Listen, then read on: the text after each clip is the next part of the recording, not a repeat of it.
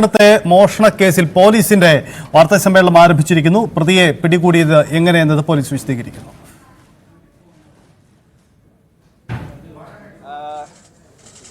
മധുരൈ ഒരു കല്യാണത്തിൽ പോയി പിന്നെ അദ്ദേഹം തിരിച്ചു വന്നത് 24-ാം തീയതിയാണ്. വൈകിട്ട് വന്നപ്പോൾ കണ്ടത് വീട്ടിൽ ഒരു ക്ലോസറ്റ് ലോക്കർ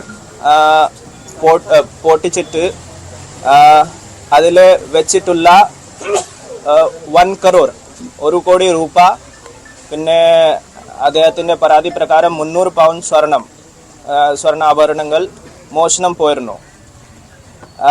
വീടിൻ്റെ പുറകിലുള്ള ജനൽ പൊട്ടിച്ചിട്ട് ഈ പ്രതി FIR-ന്റെ അക്യൂസേഷൻ പ്രകാരം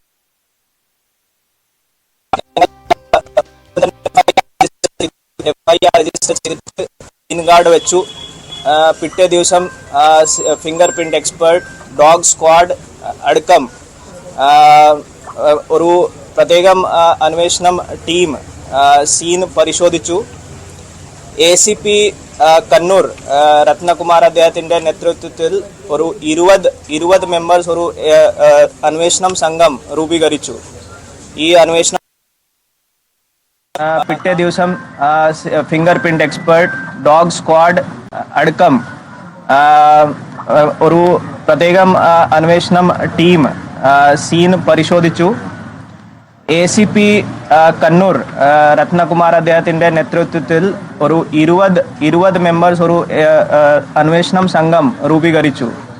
ഈ അന്വേഷണം സംഘമിന്റെ ഭാഗമായിട്ട് നമുക്ക് 4 IPSHOമാർ, IPSHO Valapattanam Shri Sumesh, IPSHO Chakrakkal Shri Azad, IPSHO Mayyil Shri Sanjay, IPSHO Kannur city Shri Sanalkumar, അതുപോലെ തന്നെ നമ്മുടെ വലപട്ടണം പോലീസ് സ്റ്റേഷനിൻ്റെ SI Shri Vipin, SI Shri Unnikrishnan, SI Shri Rajeevan, Kannur crime squad, Kannur city crime squad, അതുപോലെ തന്നെ കണ്ണൂർ റൂറൽ ജില്ലയുടെ സ്ക്വാഡിൻ്റെ 4 പേർ കൂടി ഈ അന്വേഷണം ടീമിൻ്റെ ഭാഗമായിട്ട് വളരെ വിശദമായിട്ട് അന്വേഷണം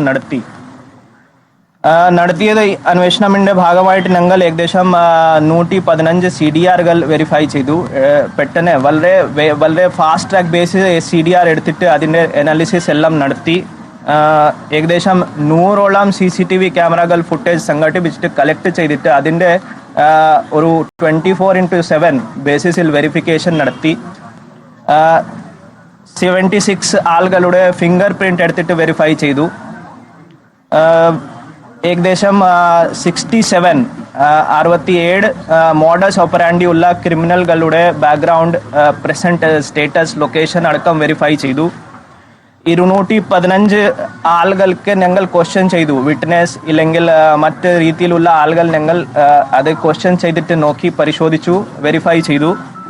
അതുപോലെ തന്നെ നമ്മുടെ അന്വേഷണം സംഘം കോഴിക്കോട് മുതൽ മാംഗ്ലൂർ വരെ ഉള്ള പ്രത്യേകം റെയിൽവേ ലൈനിൻ്റെ അടക്കമുള്ള ടവർ ഡംപ് പ്രത്യേകം ശേഖരിച്ചു, അതിൻ്റെ അനാലിസിസ് നടത്തി. അത് ഒരു വലിയ കാര്യമാണ്.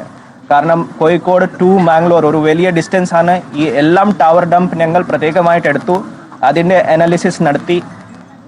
അതുപോലെ തന്നെ കുറേ ലോഡ്ജുകൾ ഞങ്ങൾ സെർച്ച് ചെയ്തു. ഏകദേശം 35 ലോഡ്ജുകൾ ഞങ്ങൾ സെർച്ച് ചെയ്തു. രജിസ്റ്റർ അടക്കം എല്ലാം വെരിഫൈ ചെയ്തു.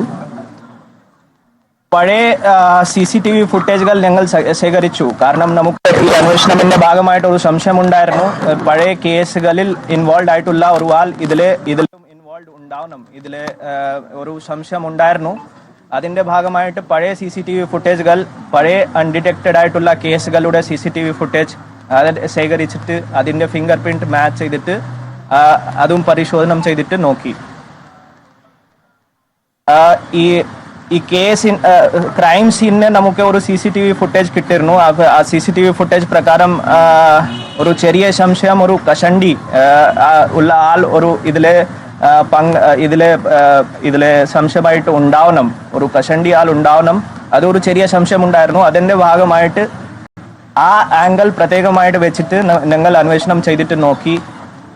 അവിടെ ഒരു ഡമ്മി ആൾ ഞങ്ങൾ സംഘടിപ്പിച്ചിട്ട് പ്ലേസ് ഓഫ് ഓക്കറൻസിലേക്ക് കൊണ്ടുപോയിട്ട് ഡെമോ നടത്തിയിട്ട് കൂടി നോക്കിയിട്ടുണ്ട്. ഫൈനലി നമുക്ക് ഈ CCTV പരിശോധനയുടെ ഭാഗമായിട്ട് ഒരു ചെറിയ ലീഡ് കിട്ടി. ഒരു ആൾ നമുക്ക് സംശയമായിട്ട് ഈ CCTV ഫുട്ടേജിൽ നമുക്ക് കണ്ടുപിടിക്കാൻ പറ്റിയിട്ടുണ്ട്.